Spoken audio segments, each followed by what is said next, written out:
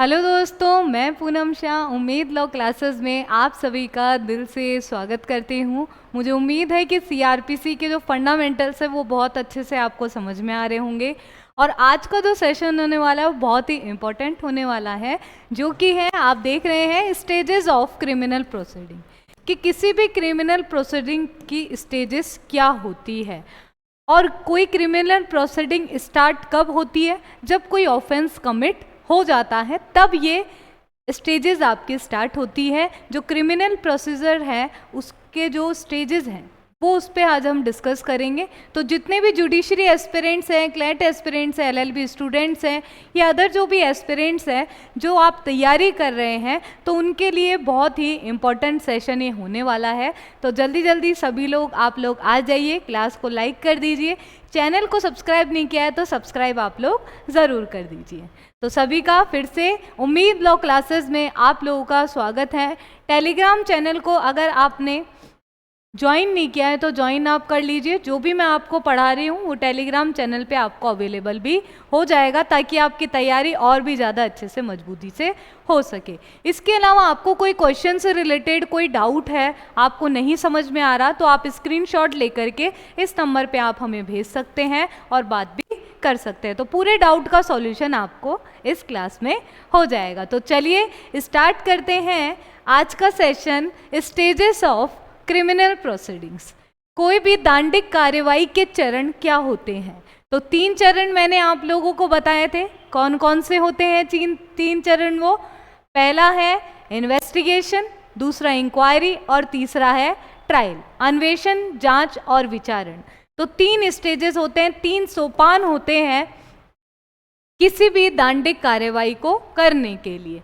तो 3 स्टेजेस है। पहला क्या है? इन्वेस्टिगेशन, अन्वेषण है, दूसरा इंक्वायरी है और तीसरा आपका ट्रायल है। दिक्कत ये होती है कि आपको पता तो होता है लेकिन फिर भी हमें कन्फ्यूजन हो जाता है। हमें डिफरेंस पूछ लिया जाए या इंटरव्यू में भी हमें क्वेश्चन पूछ लिया जाता है तो हमें बहुत ज़्यादा कन्फ्यूजन हो जाता है। तो पहली बात तो इन्वेस्टिगेशन आपको कौन से सेक्शन में दिया हुआ है? ये दिया हुआ है आपका 2H में दिया हुआ है। इंक्वायरी आपकी कहाँ दी हुई है? 2G में दी हुई है। और ट्रायल आपका कहीं भी डिफाइन नहीं है सीआरपीसी में, कहीं भी डिफाइन नहीं है। तो अन्वेषण का काम कौन करता है? जो पुलिस ऑफिसर है वो आपका करेगा, या मजिस्ट्रेट ने, पुलिस ऑफिसर है वो आपका करेगा। कौन करेगा ये इन्वेस्टिगेशन? पुलिस ऑफिसर करेगा या फिर कोई अदर पर्सन करेगा जो ऑथोराइज्ड बाय मजिस्ट्रेट होगा। ठीक है।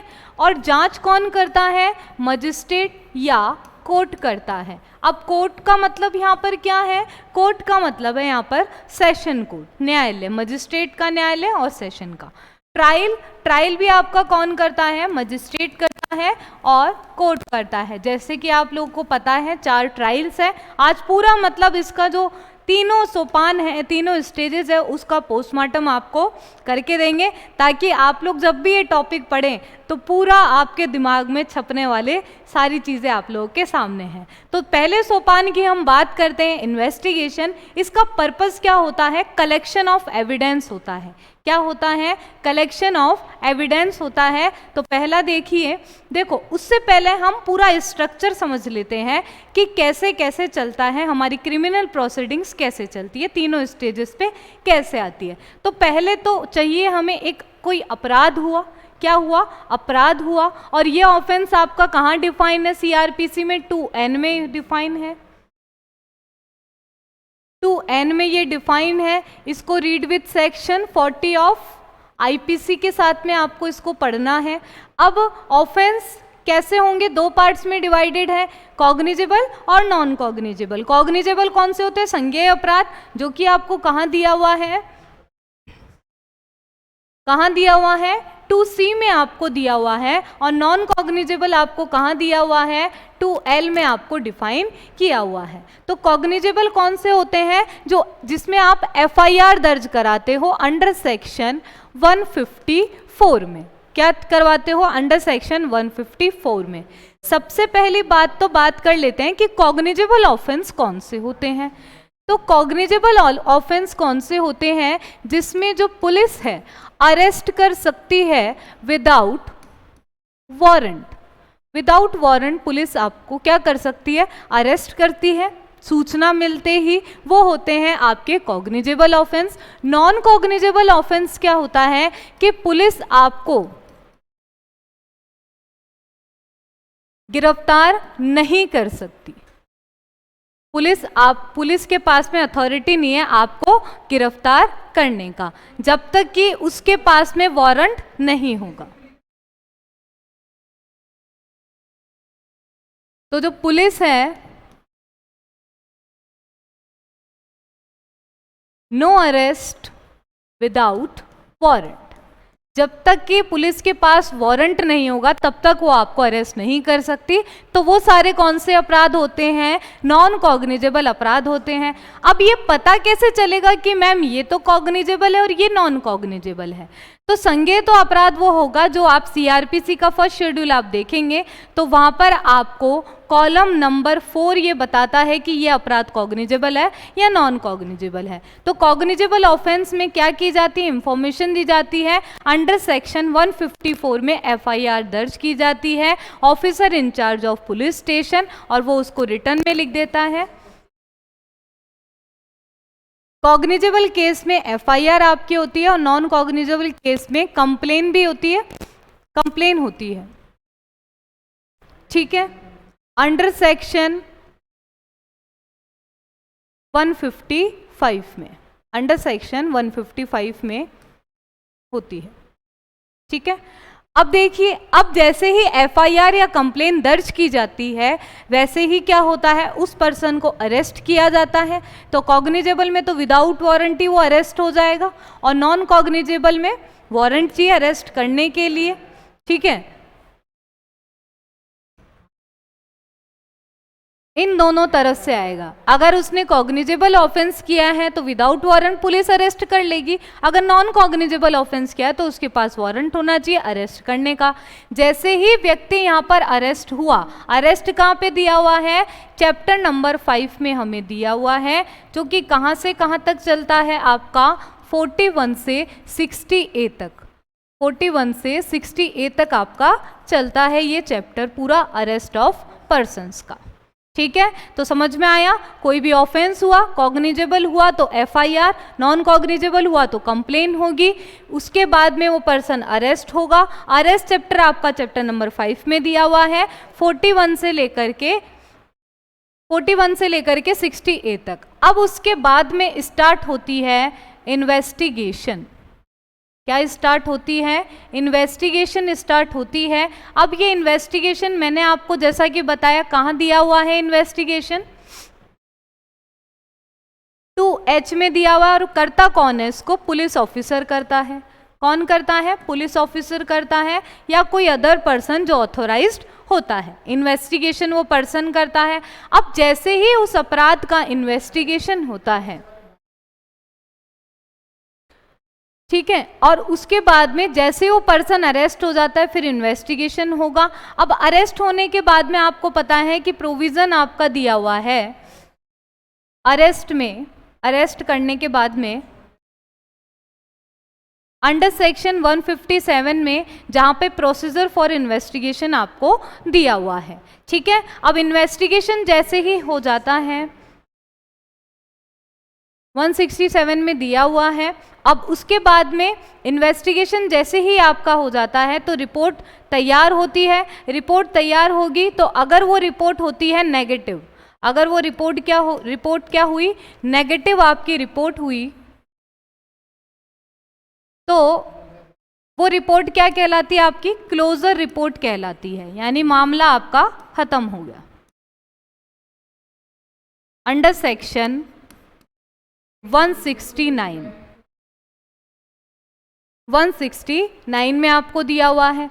और अगर रिपोर्ट आपकी नेगेटिव होगी, अगर रिपोर्ट आपकी पॉजिटिव होगी तो क्या हो जाएगा, चार्जशीट आपकी बनाई जाएगी।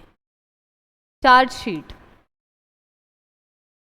अंडर सेक्शन क्या है चार्जशीट का, 173 सब सेक्शन 2 में आपकी चार्जशीट बनाई जाएगी। समझ में आ गया? इन्वेस्टिगेशन होगी, इन्वेस्टिगेशन के बाद में जब रिपोर्ट तैयार होगी तो रिपोर्ट अगर नेगेटिव आती है, यानी कि कोई केस बन ही नहीं रहा, उसने ऐसा ऑफेंस कोई बनाई नहीं है, कोई एविडेंस आपको मिले ही नहीं उसके खिलाफ में, तो क्लोजर रिपोर्ट तैयार कर देती है पुलिस अंडर सेक्शन 169 में। अगर पॉजिटिव हुई, यानी कि ऐसे एविडेंसेस मिले हैं जो उसके खिलाफ उन आरोपों को साबित कर रहे हैं जो उसने किया है, तो चार्जशीट आपकी बन जाएगी अंडर सेक्शन 173 सबसेक्शन 2 में।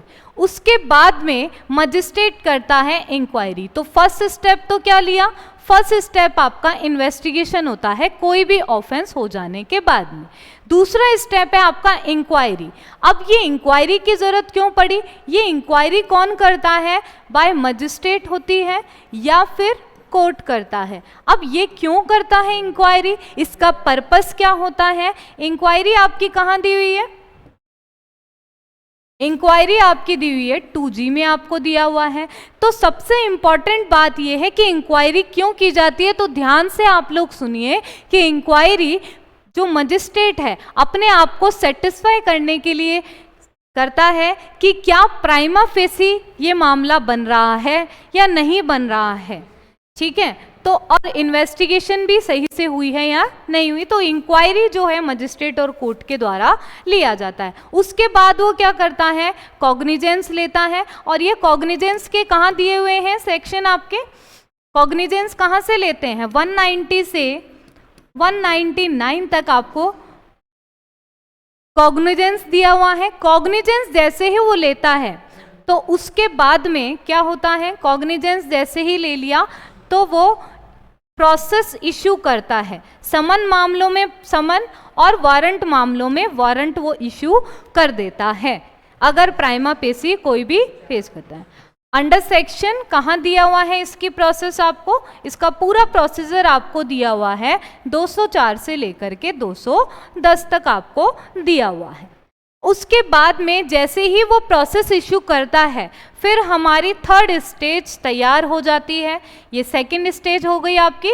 अब थर्ड स्टेज हमारी तैयार हो जाती है, दैट इज ट्रायल। और ट्रायल कहीं भी डिफाइंड नहीं है। अब ट्रायल में क्या होता है? जिस प्रकार के मामले होते हैं उसी प्रकार के क्या होती है? ट्रायल होती है।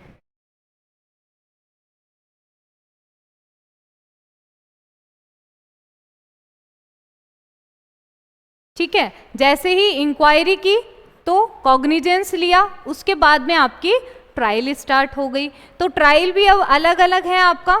ठीक है, एक तो कोर्ट ऑफ सेशन करता है, एक वारंट केस का हो जाता है और एक समन केस का जो मजिस्ट्रेट करता है, और चौथी ट्रायल आपकी होती है समरी ट्रायल। तो अलग अलग मामलों को पूरी ट्रायल दी हुई है। तो ये ट्रायल्स भी अभी हम पढ़ेंगे, हम देखेंगे कि आपको चैप्टर नंबर कहाँ से कहाँ तक ये दिया हुआ है। इससे पहले अगर आपने वीडियो नहीं देखा है कि हम चैप्टर्स को कैसे पढ़े, सीआरपीसी को कैसे पढ़े, तो वो वीडियो आप ज़रूर देख लीजिएगा। तो समझ में आ गया। तो ये पूरा प्रोसेस चलता है सीआरपीसी में। जब आपको ये पूरा प्रोसेस समझ में आ जाएगा तो आपको पूरा सीआरपीसी की टर्म समझ में आ जाएगी कि कौन सी चीज़ कहाँ से स्टार्ट हुई और कहाँ पर जाकर ख़त्म हो रही है। अब हम जो इम्पोर्टेंट चीज़ें हैं इन तीनों के बारे में ही हम डिस्कस करेंगे। सबसे पहले है जो आपका पार्ट, वो है आपका इन्वेस्टिगेशन। अब इन्वेस्टिगेशन क्या होता है? इन्वेस्टिगेशन क्या होता है? अन्वेषण होता है, अनुसंधान होता है। कहाँ दिया हुआ है? 2H में। अब 2H क्या कहती है? अंडर सेक्शन 2H में क्या बोला है? 2H ये कहता है कि investigation includes all the proceedings under the code required for the collection of evidence। और ये किसके द्वारा की जाती है? It is conducted by police officer, पहला। और दूसरा क्या है?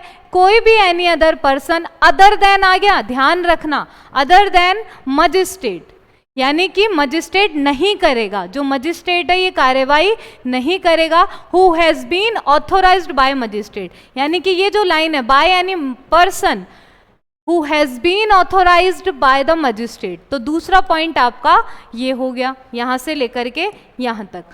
और ये जो अदर देन है ना, अदर देन मजिस्ट्रेट वाला है, ये आपका इसमें नहीं आएगा। समझ में आ गया? दोबारा से बताती हूं, इन्वेस्टिगेशन का पर्पस क्या होता है? Collection of evidence. All the proceedings under the code required the collection of evidence, required for the collection of evidence. और ये किसके द्वारा की जाती है? या तो पुलिस अधिकारी करेगा, या फिर पुलिस अधिकारी के अलावा अन्य कोई व्यक्ति करेगा जिससे मजिस्ट्रेट द्वारा अधिकृत किया गया हो।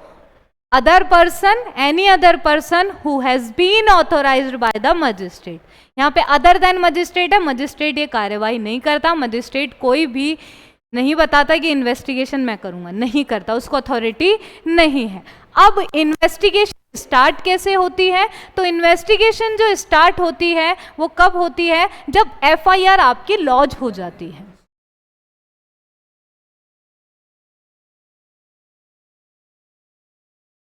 ठीक है,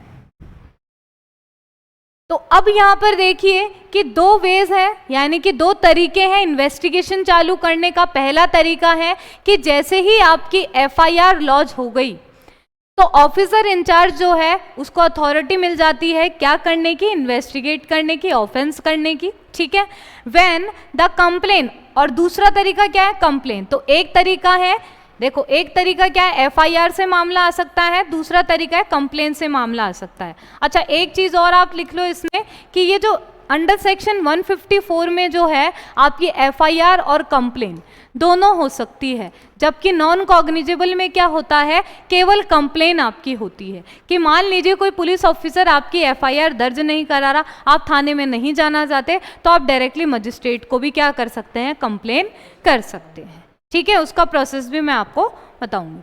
नेक्स्ट देखिए, तो दो तरीके हो गए, एक तो एफआईआर और दूसरा कंप्लेन। उसके बाद में अब देखिए, when the complaint has been made, जब मजिस्ट्रेट को आप कंप्लेन कर देंगे तो any person who has been authorised by the magistrate, तो कोई दूसरा अन्य व्यक्ति जिसको मजिस्ट्रेट ने अधिकृत कर दिया हो, can investigate in this regard. ठीक है, जो कि आपको डेफिनेशन में भी दिया हुआ है कि पुलिस ऑफिसर और एनी अदर पर्सन। ठीक है, तो कंप्लेन का मामला होगा, मजिस्ट्रेट के पास में चल गया, तो मजिस्ट्रेट क्या करेगा? उस दूसरे पर्सन को अधिकृत करेगा कि तुम इन्वेस्टिगेशन करो। ठीक है, नेक्स्ट देखिए, अब स्टेप्स क्या क्या होते हैं, इसके चरण क्या होते हैं, इसकी स्टेजेस क्या होती है इन्वेस्टिगेशन करने की। तो इन्वेस्टिगेशन कैसे करते हैं? उस जगह पर पहुंचो जहां पे ऑफेंस हुआ है, वह जगह है, उसका मौका मुआयना सारा करना। Proceeding to the spot where the offence has been committed. ठीक है, तो स्पॉट पे पहुंचना है, वहां जाना है, पहला। दूसरा है ascertain the facts and circumstances of the fact. तो यहां पर आपको जो भी वहां के तथ्य और परिस्थितियां हैं उनका क्या करना? असर्टेनमेंट करना, उन्हें देखना। अब उसके बाद में कोई डिस्कवरी हुई है, कोई वेपन मिला है तो उसकी डिस्कवरी करना। Arrest the suspected, arrest the suspected offender. तो सस्पेंडेड ऑफेंडर का क्या करना? अरेस्ट करना, कि जिसपे उस व्यक्ति को शक है उसको क्या करना? अरेस्ट करना। जिस पर आपको शक है, जिसको पुलिस को शक है, उसको व्यक्ति को क्या कर लेगा? वो अरेस्ट कर लेगा। Collecting evidence of the offence that में कंसिस्ट ऑफ। अब एविडेंस कलेक्ट करेगा, तो कलेक्ट कैसे करेगा? Examination of various person including accused, यानी एग्जामिनेशन करेगा सभी का जो भी विटनेसेस है अक्यूज्ड को मिला करके, and reduction of its statement into writing. और वो क्या करेगा? सब चीज़ों को लिखित रूप में रखेगा। If it is deemed feet by the officer, जैसा उसको उचित लगे वैसा वो उस डायरी में मेंशन कर लेगा। द सर्च और सीजर करेगा, तलाशी लेगा, सीजर करेगा। Are considered necessary for the investigation, जो अन्वेषण के लिए जरूरी है, एंड प्रोड्यूस बिफोर ट्रायल, और ट्रायल के लिए फिर उसको भेज देगा। भाई सर्च का मतलब क्या होता है? तलाश करना होता है। सीजर का मतलब होता है कि कोई भी सामान मिला है तो उसको जब्त कर लेना। ठीक है, सीजर मतलब जब्त कर लेना। ठीक है, तो ये आपके इन्वेस्टिगेशन की क्या होती है, स्टेप्स होते हैं, चरण होते हैं। तो क्या क्या हुआ आपका, देखो क्या क्या हुआ कि उस स्थान पे पहुंचेगा, वहाँ के फैक्ट्स और सर्कमस्टेंसेस का क्या करेगा, असर्टेनमेंट करेगा। तीसरा क्या है, वहाँ पे डिस्कवरी करेगा, खोज करेगा और अरेस्ट करेगा जिस व्यक्ति पर उसको शक है। और फिर बाद में क्या करेगा, वो एविडेंस कलेक्ट करने के लिए अक्यूज्ड का और जो भी पर्सन है जो उसको उचित लग रहा है उसका एग्जामिनेशन करेगा और अपनी डायरी में उसको क्या कर लेगा, लिख लेगा जैसा कि उसको उचित लगे। फिर तीसरा आ रहा है कि जैसे वो तलाशी लेता है तो तलाशी करने के बाद जो भी चीज़ें उसको मिली है तो उसको वो क्या कर लेगा, अपने अधिकार में कर लेगा, जब्त कर लेगा, जो कि नेसेसरी है, आवश्यक है उन इन्वेस्टिगेशन के लिए, और प्रोड्यूस बिफोर ट्रायल। जब ट्रायल स्टार्ट होगी तो उससे पहले वो क्या कर देगा, उस सामान को दिखा देगा, उससे न्यायालय के समक्ष उसे रख देगा। नेक्स्ट देखिए, इन्वेस्टिगेशन के लिए वेरी इंपॉर्टेंट केस है Gurman Singh versus state of Rajasthan 1968 का केस है। इसमें क्या कहा गया था, in this case the investigation officer and station house officer had received information about murder के बारे में उनको जानकारी मिली थी और फ्रॉम एन अननोन प्लेस के बारे में। इट वॉज हेल्ड दैट, तो इसमें क्या कहा गया इस केस में कि investigation that before the investigation commences, investigation शुरू होने से पहले मजिस्ट्रेट को क्या लेना चाहिए, कॉग्निजेंस लेना जरूरी है। अंडर सेक्शन 190 में क्या लेगा, वो कॉग्निजेंस लेगा वो कि प्राइमा फेसी केस बनता है या नहीं बनता है। दूसरा है स्टेट वर्सेस परेश्वर घासी का मामला है। इसमें क्या कहा गया था, it was observed by the court that etymologically the meaning of the term investigation का मतलब क्या है, दैट विच इंक्लूड्स, जिसमें क्या इंक्लूड है, एनी प्रोसेस, कोई भी प्रोसेस इंक्लूड है इन्वॉल्विंग शिफ्टिंग ऑफ मटेरियल, कोई भी मटेरियल शिफ्ट किया है या उसकी तलाशी है, जो भी रेलिवेंट डेटा है उसकी तलाशी ली है, for the purpose of ascertaining the facts in issue in a matter in hand, जो भी मामला उसके हाथ में है उस मामले के फैक्ट्स और सर्कमस्टेंसेस को समझने के लिए वहाँ पर वो क्या करेगा, तलाशी करेगा। तो ये इन दोनों मामलों में बताया गया था। ये इंपॉर्टेंट डिसीजंस है इन्वेस्टिगेशन से रिलेटेड, कि इन्वेस्टिगेशन में केस लॉज है इनसे रिलेटेड जो कि इन्वेस्टिगेशन के बारे में बताया गया है। ठीक है, ये दोनों है आपका। नेक्स्ट देखिए, इंक्वायरी कहाँ डिफाइंड है, 2G में डिफाइंड है। कौन करता है, या तो कोर्ट करेगा या मजिस्ट्रेट करेगा। तो देखिए यहाँ पर इंक्वायरी क्या होती है, जांच होती है। इंक्वायरी क्या होती है, जांच होती है बच्चों। तो क्या होगा, inquiry includes every inquiry except for a trial को छोड़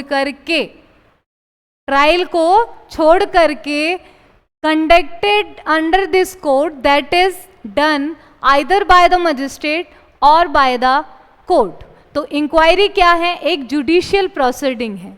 क्या है, जुडिशियल प्रोसीडिंग है जो किसके द्वारा की जाती है, या तो उस मजिस्ट्रेट के द्वारा या कोर्ट के द्वारा की जाती है। ठीक है, अब इसके अंदर अब देखिए, the inquiry relates to the proceeding that are carried out by the magistrate before a trial is done. Trial से पहले क्या होती है, इंक्वायरी होती है। सेकंड स्टेप पे हम चल रहे हैं, इन्वेस्टिगेशन हो गया, सारे एविडेंसेस हमें मिल गए और इंक्वायरी होती है। और देखिए यहाँ पे क्या बोल रहा है कि इंक्वायरी कब करते हैं हम, ट्रायल से पहले करते हैं, before a trial is done. तो ट्रायल से पहले क्या की जाती है, इंक्वायरी की जाती है। और इंक्वायरी करते क्यों हैं, किसी भी बात की सत्यता या असत्यता को जांचने के लिए, बताने के लिए, उसका असर्टेनमेंट करने के लिए हम क्या करते हैं, इंक्वायरी करते हैं। ठीक है, तथ्यों का पता लगाने के लिए, तथ्यों की जो सत्यता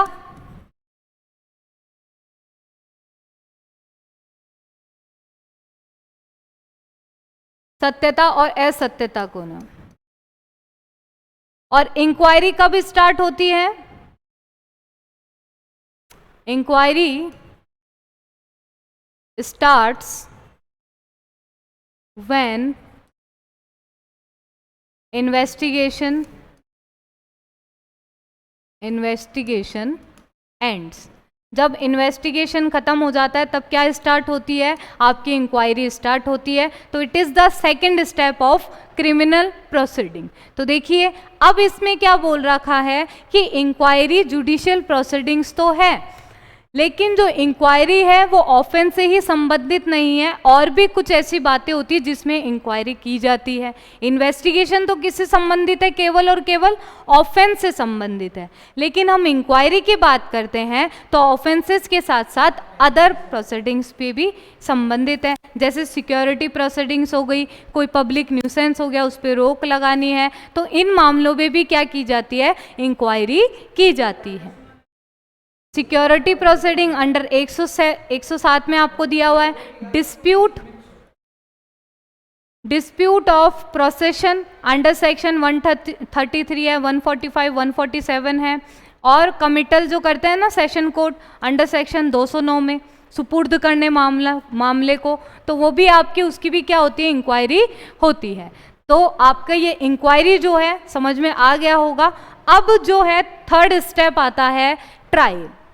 अब ये ट्रायल कब स्टार्ट होती है? जब इंक्वायरी खत्म हो जाती है। इंक्वायरी जब खत्म हो जाती है तो आपकी क्या स्टार्ट हो जाती है? ट्रायल स्टार्ट हो जाती है। पहली बात तो दिमाग में ये डाल लो कि ट्रायल कहीं पर भी डिफाइन नहीं है सीआरपीसी में। ट्रायल टर्म ही डिफाइन नहीं है, it is not defined under CrPC, defined ही नहीं है। अब ट्रायल क्या होती है? ट्रायल होती है एक जुडिशियल प्रोसीडिंग, एक जुडिशियल प्रोसीडिंग होती है दैट एंड्स, जो कहाँ पर खत्म होती है? या तो किसी व्यक्ति के कन्विक्शन पर, या उसकी दोष सिद्धि पर, या फिर उसके एक्विटल पर, दोष मुक्ति पर। यानी कि आप कह सकते हो कि विचारण एक ऐसी क्या है? न्यायिक कार्यवाहियां हैं जो कहाँ पर? या तो किसी व्यक्ति की दोष मुक्ति पर या फिर दोष सिद्धि पर खत्म होती है, समाप्त हो जाती है। उसी कार्यवाही को हम क्या कहते हैं? ट्रायल कहते हैं। अब ट्रायल क्या है? जुडिशियल प्रोसीडिंग है, किसके द्वारा कंडक्ट होती है? ये भी आपका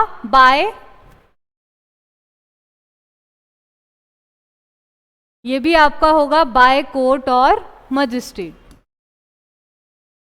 और ये ट्रायल जो है हमेशा ऑफेंस के लिए होती है, ठीक है? ऑफेंस ओनली ऑफेंस के लिए की जाती है।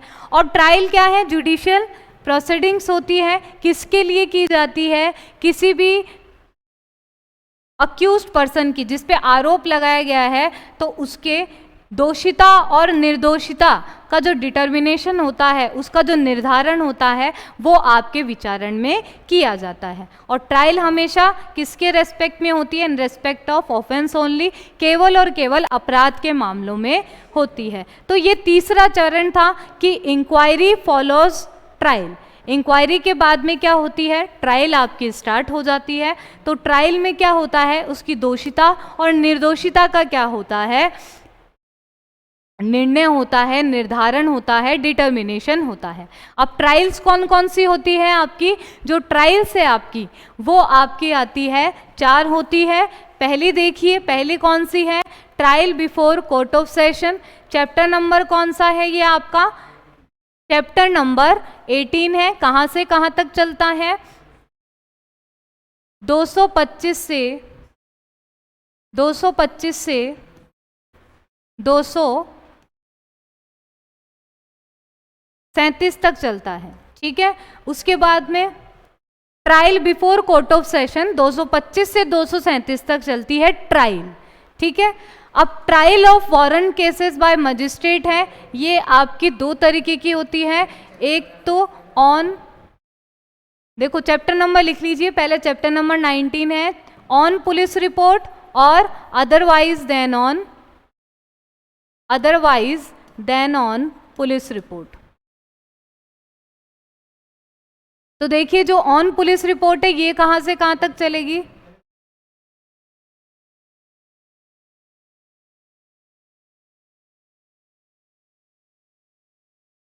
238 से 243 तक चलती है पुलिस रिपोर्ट वाली, और ये जो चलती है otherwise than on police report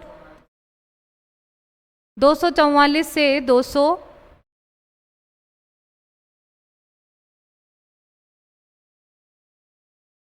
247 तक चलती है आपकी otherwise than on police report. यानी कि पूरी की पूरी जो ट्रायल है वो कहाँ से कहाँ तक आपकी चलती है, 238 से लेकर के 247 तक आपकी ये चलती है।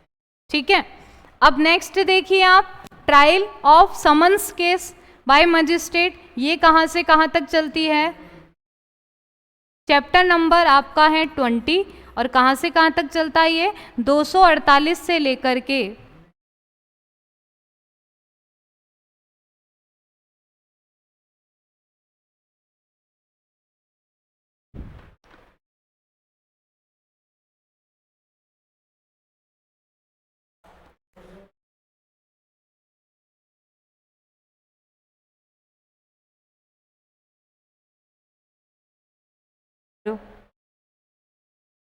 238 से 250 चलता है। ठीक है, और ये जो आपकी ऑन पुलिस रिपोर्ट है और ये otherwise than on police report है। और तीसरी चीज आती है जो कन्विक्शन और एक्विटल की बात करता है, वो 249 और 250। जो कंक्लूजन की बात करता है वो आपका 249 और 250 करता है। तो ये आपका